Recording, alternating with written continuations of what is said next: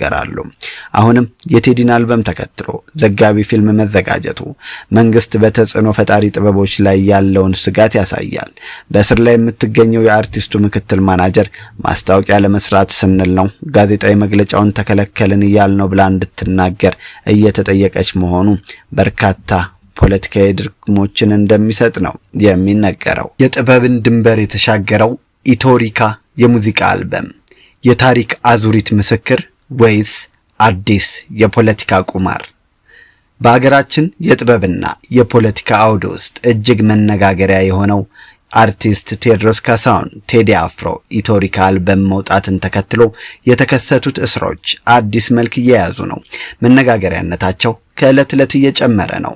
በቅርቡ በደረሰን መረጃ መሰረትም በፖሊስ ቁጥጥር ስር ባሉ ግለሰቦች ላይ የሚያጠነጥን አዲስ ዘጋቢ ፊልም ወይም ዶክመንተሪ እየተዘጋጀ መሆኑ ታውቋል።